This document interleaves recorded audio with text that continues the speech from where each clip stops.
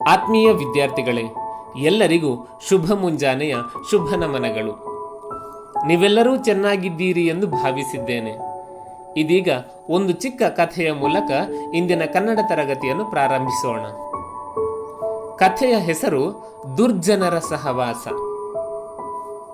ಅದೊಂದು ಕಾಡಿನಲ್ಲಿ ಅತ್ತಿಮರದ ಮೇಲೆ ಕಾಗೆಯೊಂದು ಗೂಡು ಕಟ್ಟಿಕೊಂಡು ವಾಸವಾಗಿತ್ತು.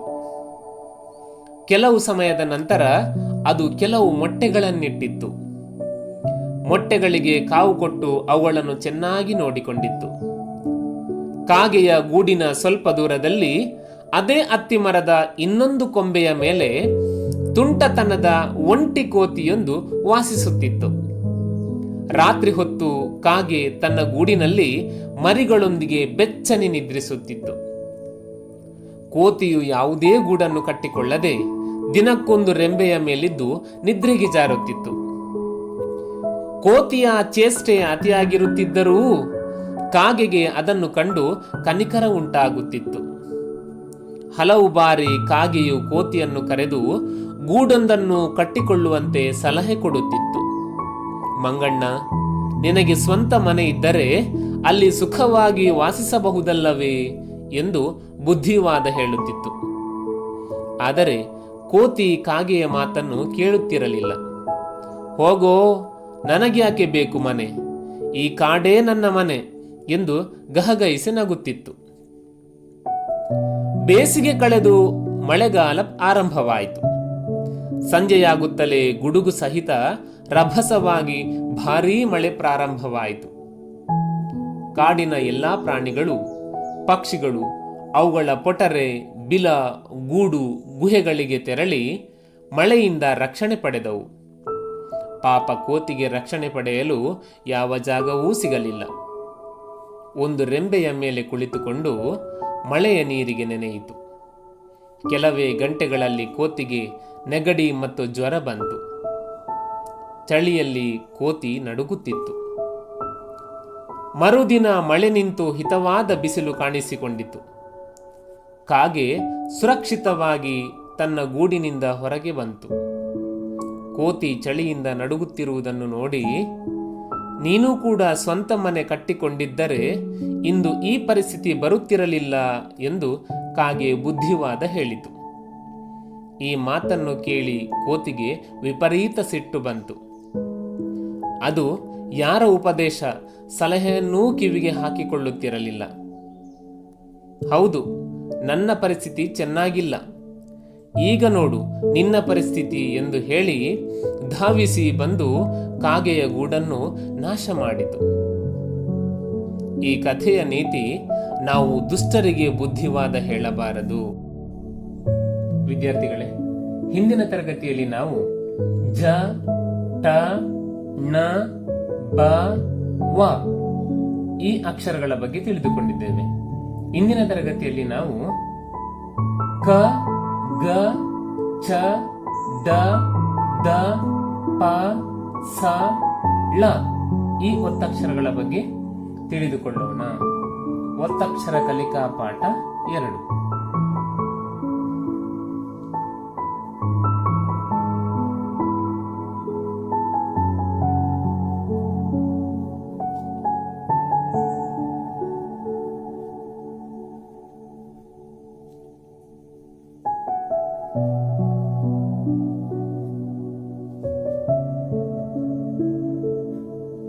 ಒತ್ತಕ್ಷರ ಕಲಿಕಾ ಪಾಠ 2.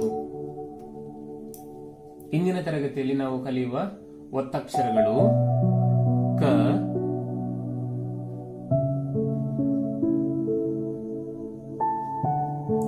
ಗ,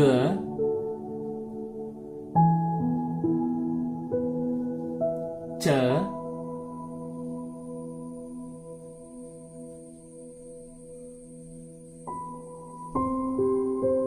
ಡ,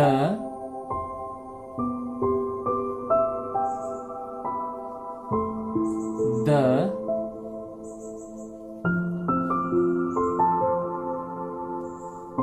ಪ,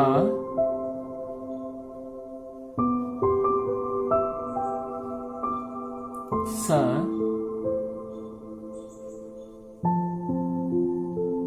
ಳ ಇಂದಿನ ತರಗತಿಯಲ್ಲಿ ನಾವು ಕಲಿಯುವ ಒತ್ತಕ್ಷರಗಳು ಕ, ಗ, ಚ, ಡ, ದ, ಪ, ಸ ಮತ್ತು ಳ. ಈ ಅಕ್ಷರಗಳನ್ನು ನಾವು ಗಮನಿಸಿದಾಗ ಈ ಅಕ್ಷರಗಳು ಅಕ್ಷರ ಹೋಲುವ ತಲೆಕಟ್ಟು ಇಲ್ಲದ ಒತ್ತಕ್ಷರಗಳು. ಈ ಅಕ್ಷರಗಳು ಅಕ್ಷರ ಹೋಲುವ ಅಂದ್ರೆ ಮೂಲ ಅಕ್ಷರ ಹೋಲುವ ತಲೆಕಟ್ಟು ಇಲ್ಲದ, ಈ ತಲೆಕಟ್ಟು ಇಲ್ಲದ ಒತ್ತಕ್ಷರ. ಕ ಒತ್ತಕ್ಷರವನ್ನು ನಾವು ನೋಡಿದಾಗ ತಲೆಕಟ್ಟು ಇಲ್ಲ. ಗ ಒತ್ತಕ್ಷರವನ್ನು ನೋಡುವಾಗದಲ್ಲಿ ಗ ಒತ್ತಕ್ಷರದ ತಲೆಕಟ್ಟು ಇಲ್ಲ. ಚ ಒತ್ತಕ್ಷರ, ಡ ಒತ್ತಕ್ಷರ, ದ, ಪ, ಸ ಮತ್ತು ಳ ಒತ್ತಕ್ಷರಗಳು. ಮೊದಲನೆಯ ಅಕ್ಷರ ಕ.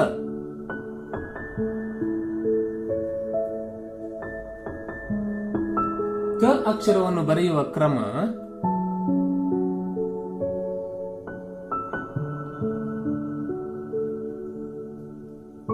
ಕ ಅಕ್ಷರದ ಒತ್ತಕ್ಷರ ಗಮನಿಸಿದಾಗ ಮೂಲ ಅಕ್ಷರ ಹೋಲುವ ತಲೆಕಟ್ಟು ಇಲ್ಲದ ಒತ್ತಕ್ಷರವಾಗಿದೆ.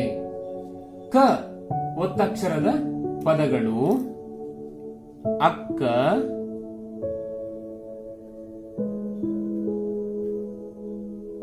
ಅಕ್ಕ, ಪಕ್ಕ,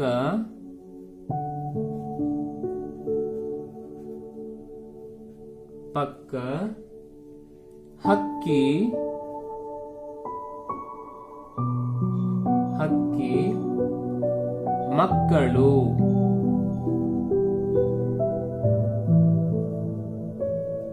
ಮಕ್ಕಳು, ಅಕ್ಕ, ಪಕ್ಕ, ಹಕ್ಕಿ, ಮಕ್ಕಳು. ಮುಂದಿನ ಒತ್ತಕ್ಷರ ಗ.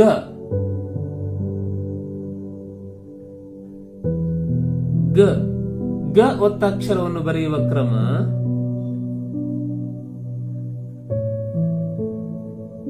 ಗ. ಗ ಅಕ್ಷರದ ಒತ್ತಕ್ಷರ ಗಮನಿಸಿದಾಗ ಮೂಲ ಅಕ್ಷರ ಹೋಲುವ ತಲೆಕಟ್ಟು ಇಲ್ಲದ ಒತ್ತಕ್ಷರವಾಗಿದೆ. ಗ ಒತ್ತಕ್ಷರದ ಪದಗಳು ಹಗ್ಗ, ಅಗ್ಗ,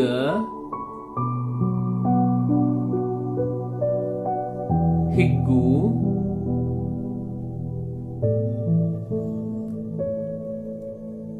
ಮಗ್ಗ.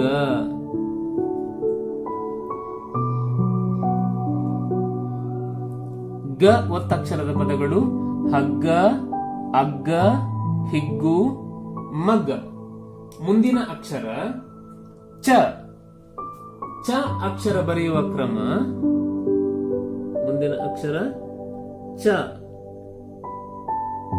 ಚ ಅಕ್ಷರವನ್ನು ಬರೆಯುವ ಕ್ರಮ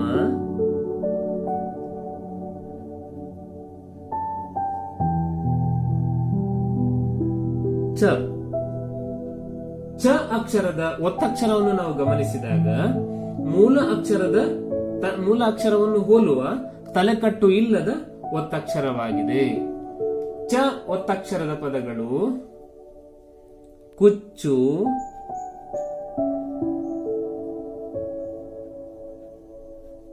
ಕುಚ್ಚು, ಲಚ್ಚಿ, ಲಚ್ಚಿ, ಅಚ್ಚು,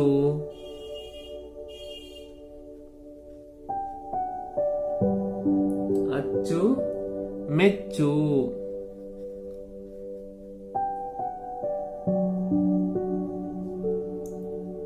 ಮೆಚ್ಚು. ಚ ಒತ್ತಕ್ಷರದ ಪದಗಳು ಕುಚ್ಚು, ಲಚ್ಚಿ, ಅಚ್ಚು, ಮೆಚ್ಚು. ಮುಂದಿನ ಅಕ್ಷರ ಡ.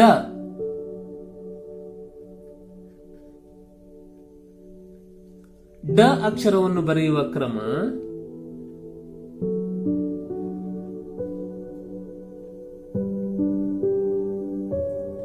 ಡ ಅಕ್ಷರದ ಒತ್ತಕ್ಷರವನ್ನು ನಾವು ಗಮನಿಸಿದಾಗ ಮೂಲ ಅಕ್ಷರ ಹೋಲುವ ತಲೆಕಟ್ಟು ಇಲ್ಲದ ಒತ್ತಕ್ಷರವಾಗಿದೆ. ಡ ಒತ್ತಕ್ಷರದ ಪದಗಳು ಗಡ್ಡ,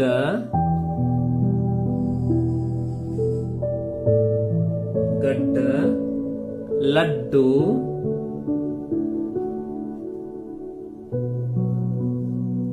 ದುಡ್ಡು,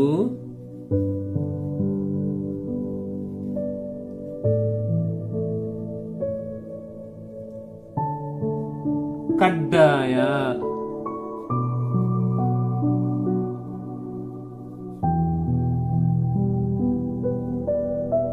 ಕಡ್ಡಾಯ. ಡ ಒತ್ತಕ್ಷರದ ಪದಗಳು ಗಡ್ಡ, ಲಡ್ಡು, ದುಡ್ಡು, ಕಡ್ಡಾಯ. ಮುಂದಿನ ಒತ್ತಕ್ಷರ ದ.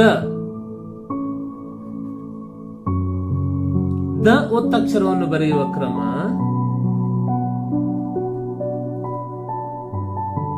ದ. ದ ಅಕ್ಷರದ ಒತ್ತಕ್ಷರ ಗಮನಿಸಿದಾಗ ಮೂಲ ಅಕ್ಷರ ಹೋಲುವ ತಲೆಕಟ್ಟು ಇಲ್ಲದ ಒತ್ತಕ್ಷರ ಆಗಿದೆ. ದ ಒತ್ತಕ್ಷರದ ಪದಗಳು ಹದ್ದು, ಹದ್ದು, ಗದ್ದೆ,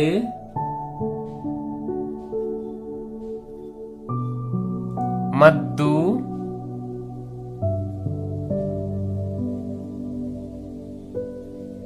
ಗುದ್ದಲಿ.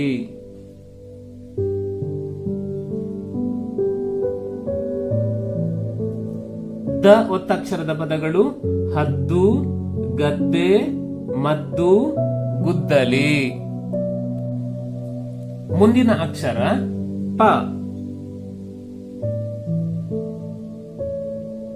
ಪ ಅಕ್ಷರವನ್ನು ಬರೆಯುವ ಕ್ರಮ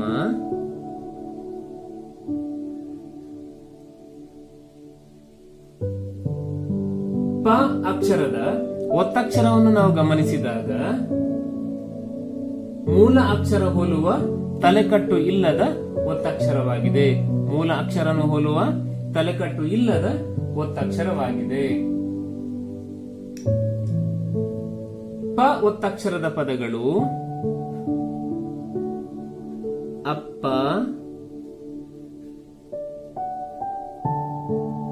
ತುಪ್ಪ,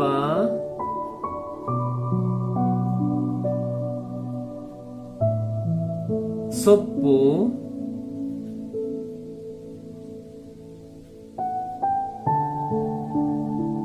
ಹಪ್ಪಳ.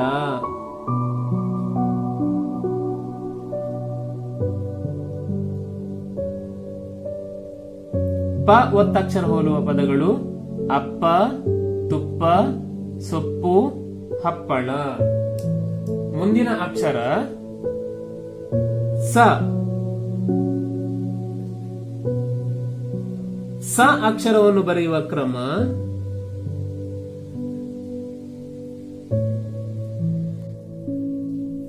ಸ ಒತ್ತಕ್ಷರದ ಪದಗಳು ಬಸ್ಸು,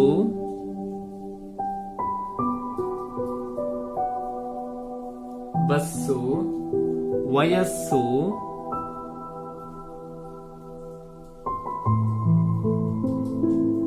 ವಯಸ್ಸು, ಮನಸ್ಸು,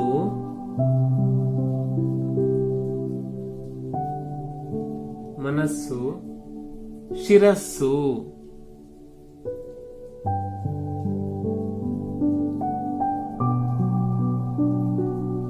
ಸ ಒತ್ತಕ್ಷರದ ಪದಗಳು ಬಸ್ಸು, ವಯಸ್ಸು, ಮನಸ್ಸು, ಶಿರಸ್ಸು. ಇನ್ನು ಕೊನೆಯ ಒತ್ತಕ್ಷರ ಳ.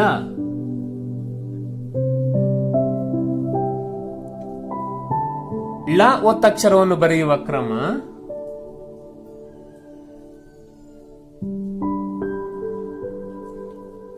ಳ ಅಕ್ಷರದ ಒತ್ತಕ್ಷರವನ್ನು ನಾವು ಗಮನಿಸಿದಾಗ ಮೂಲ ಅಕ್ಷರ ಹೋಲುವ ತಲೆಕಟ್ಟು ಇಲ್ಲದ ಒತ್ತಕ್ಷರವಾಗಿದೆ. ಳ ಒತ್ತಕ್ಷರದ ಪದಗಳು ಹಳ್ಳ, ಹಳ್ಳ, ಕೊಳ್ಳ,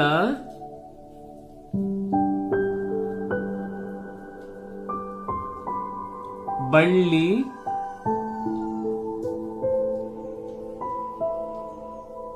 ಎಳ್ಳು.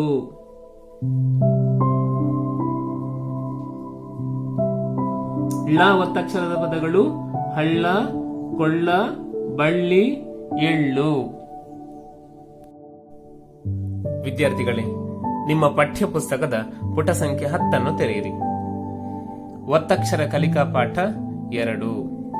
ಕ, ಗ, ಚ, ಡ, ದ, ಪ, ಸ ಮತ್ತು ಳ. ಚಿತ್ರ ತೋರಿಸಿ ಪದ ಹೇಳಿಸಿರಿ.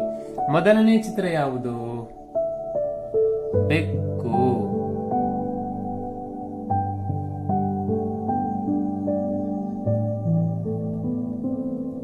ಬೆಕ್ಕು. ಎರಡನೇ ಚಿತ್ರ ಎಮ್ಮೆ. ಮೂರನೇ ಚಿತ್ರ ಬೆಟ್ಟ.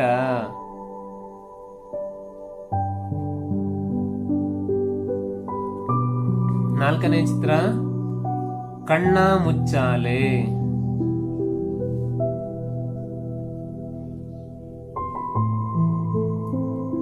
ಕಣ್ಣ ಮುಚ್ಚಾಲೆ.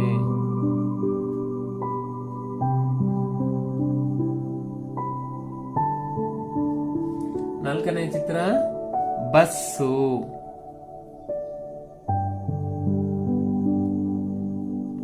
ಐದನೇ ಚಿತ್ರ ಹದ್ದು.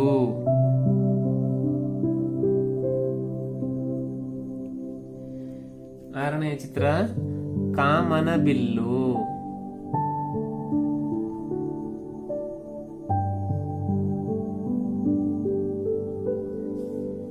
ಮುಂದಿನ ಚಿತ್ರ ಬೆಳ್ಳುಳ್ಳಿ. ಬೆಳ್ಳುಳ್ಳಿ. ಮತ್ತು ಕೊನೆಯ ಚಿತ್ರ ಬಾಳೆಹಣ್ಣು.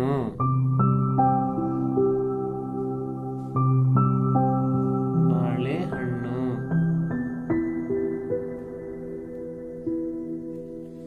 ಮೊದಲನೇ ಚಿತ್ರ ಬೆಕ್ಕು. ಇಲ್ಲಿ ಒತ್ತಕ್ಷರ ಯಾವುದು? ಕ. ಎರಡನೇ ಚಿತ್ರ ಎಮ್ಮೆ. ಒತ್ತಕ್ಷರ ಮ. ಮೂರನೇ ಚಿತ್ರ ಬೆಟ್ಟ. ಒತ್ತಕ್ಷರ ಟ. ನಾಲ್ಕನೇ ಚಿತ್ರ ಕಣ್ಣ ಮುಚ್ಚಾಲೆ. ಒತ್ತಕ್ಷರ ನ. ಮುಂದಿನ ಚಿತ್ರ ಬಸ್ಸು. ಒತ್ತಕ್ಷರ ಸ. ಮುಂದಿನ ಚಿತ್ರ ಹದ್ದು. ಒತ್ತಕ್ಷರ ದ. ಏಳನೇ ಚಿತ್ರ ಕಾಮನಬಿಲ್ಲು. ಒತ್ತಕ್ಷರ ಲ. ಮುಂದಿನ ಚಿತ್ರ ಬೆಳ್ಳುಳ್ಳಿ. ಒತ್ತಕ್ಷರ ಳ. ಕೊನೆಯ ಚಿತ್ರ ಬಾಳೆಹಣ್ಣು. ಒತ್ತಕ್ಷರ ಣ. ಆ ಅಕ್ಷರಗಳನ್ನು ಉಚ್ಚರಿಸಿ ನಕಲು ಮಾಡಲು ತಿಳಿಸಿರಿ. ವಿದ್ಯಾರ್ಥಿಗಳೇ, ಇಲ್ಲಿ ಒತ್ತಕ್ಷರಗಳನ್ನು ನೀಡಿದ್ದಾರೆ. ಕೆಳಗೆ ನೀಡಿರುವ ಗೆರೆಗಳಲ್ಲಿ ಅಕ್ಷರಗಳನ್ನು ಅಂದವಾಗಿ ಬರೆಯಿರಿ. ಅಕ್ಷರಗಳು ಕ, ಕ. ಮುಂದಿನ ಅಕ್ಷರ ಗ, ಚ, ಡ, ದ, ಪ, ಸ ಮತ್ತು ಳ. ಇದೇ ರೀತಿ ನೀವು ಈ ಒತ್ತಕ್ಷರಗಳನ್ನು ಕೆಳಗೆ ನೀಡಿರುವ ಗೆರೆಗಳಲ್ಲಿ ಬರೆಯುತ್ತಾ ಹೋಗಬೇಕು. ಈ ಪದಗಳನ್ನು ಓದಿ ಬರೆಯಲು ತಿಳಿಸಿರಿ. ಮೊದಲನೆಯ ಪದ ಅಕ್ಕ. ಅಕ್ಕ. ಈ ರೀತಿಯಾಗಿ ಎಲ್ಲಾ ಪದಗಳನ್ನು ಕೆಳಗೆ ನೀಡಿರುವ ಗೆರೆಯಲ್ಲಿ ಬರೆಯಬೇಕು. ಪದಗಳು ಅಕ್ಕ, ಪಕ್ಕ, ಹಕ್ಕಿ, ಮಕ್ಕಳು, ಸಕ್ಕರೆ, ಅಕ್ಕರೆ, ಹಗ್ಗ, ಅಗ್ಗ, ಹಿಗ್ಗು, ಮಗ್ಗ, ಬೆಳಿಗ್ಗೆ, ತಗ್ಗಾದ, ಕುಚ್ಚು, ಲಚ್ಚಿ, ಹೆಚ್ಚು, ಮೆಚ್ಚು, ಅಚ್ಚು, ಕಲಗಚ್ಚು, ಗಡ್ಡ, ಲಡ್ಡು, ದುಡ್ಡು, ದೊಡ್ಡಣ್ಣ, ಕಡ್ಡಾಯ, ಗುಡ್ಡಗಾಡು, ಹದ್ದು, ಗದ್ದೆ, ಗದ್ದ, ಮದ್ದು, ಗುದ್ದಲಿ, ಗದ್ದಲ, ಉದ್ದಗಲ, ಅಪ್ಪ, ತುಪ್ಪ, ಸೊಪ್ಪು, ಚಿಪ್ಪು, ಹಪ್ಪಳ, ಕೊಪ್ಪಳ, ಸಪ್ಪಳ, ಬಸ್ಸು, ಹಿಸ್ಸೆ, ಹವಿಸ್ಸು, ವಯಸ್ಸು, ಮನಸ್ಸು, ಶಿರಸ್ಸು, ಆಯಸ್ಸು, ಹಳ್ಳ, ಕೊಳ್ಳ, ಬಳ್ಳಿ, ಜೊಳ್ಳು, ತಳ್ಳಾಟ, ಬೆಳ್ಳುಳ್ಳಿ, ಬಳ್ಳಾರಿ, ಪೊಳ್ಳು, ಎಳ್ಳು. ಪುಟ ಸಂಖ್ಯೆ 12. ಈ ಪದಗಳಲ್ಲಿರುವ ಒತ್ತಕ್ಷರವನ್ನು ಗುರುತಿಸಿ ಅಡಿಗೆರೆ ಎಳೆಯಲು ತಿಳಿಸಿರಿ. ಇಲ್ಲಿ ಕೆಳಗೆ ನೀಡಿರುವ ಒತ್ತಕ್ಷರ ಪದಗಳಲ್ಲಿ ಒತ್ತಕ್ಷರಕ್ಕೆ ಅಡಿಗೆರೆಯನ್ನು ನೀಡಬೇಕು. ಉದಾಹರಣೆಗೆ ಸಕ್ಕರೆ ಒತ್ತಕ್ಷರ ಯಾವುದು? ಕ. ಅದೇ ರೀತಿಯಾಗಿ ಉಳಿದ ಎಲ್ಲಾ ಒತ್ತಕ್ಷರ ಪದಗಳಿಗೆ ಒತ್ತಕ್ಷರಕ್ಕೆ ಅಡಿಗೆರೆಯನ್ನು ಹಾಕಬೇಕು. ಪದಗಳು ಹಪ್ಪಳ, ಅಕ್ಕರೆ, ಕೊಪ್ಪಳ, ಮಕ್ಕಳು, ಮಗ್ಗ, ತುಪ್ಪಳ, ಗುಡ್ಡ, ಅಕ್ಕನಾಸರೆ, ಬಳ್ಳ, ಹಗ್ಗ, ಜಗ್ಗಾಟ, ಯಶಸ್ಸು. ವಿದ್ಯಾರ್ಥಿಗಳೇ, ಅಭ್ಯಾಸ ಚಟುವಟಿಕೆ ಹಾಗೂ ನೋಟ್ಸ್ ಅನ್ನು ನೀಡಿದ್ದೇನೆ. ಅಂದವಾಗಿ ಬರೆಯಿರಿ. ಪೋಷಕರೇ ದಯವಿಟ್ಟು ಗಮನಿಸಿ. ವಿದ್ಯಾರ್ಥಿಗಳ ಕ್ರಮ ಸಂಖ್ಯೆ 1ರಿಂದ 10ರವರೆಗಿನ ವಿದ್ಯಾರ್ಥಿಗಳು ಪಠ್ಯಪುಸ್ತಕದ ಪುಟ ಸಂಖ್ಯೆ 11ರಲ್ಲಿ ನೀಡಿದ ಒತ್ತಕ್ಷರ ಪದಗಳು ಕನಿಷ್ಠ 15 ಪದಗಳನ್ನು ಸ್ಪಷ್ಟವಾಗಿ ಓದಿದ ಧ್ವನಿಯನ್ನು ಅಂದರೆ ಆಡಿಯೋವನ್ನು ನನಗೆ ಕಳುಹಿಸಿಕೊಡಬೇಕು. ಇಂದಿನ ಕನ್ನಡ ತರಗತಿಯನ್ನು ಮುಗಿಸೋಣ. ಮತ್ತೆ ಮುಂದಿನ ತರಗತಿಯಲ್ಲಿ ಭೇಟಿಯಾಗೋಣ. ನಮಸ್ಕಾರ.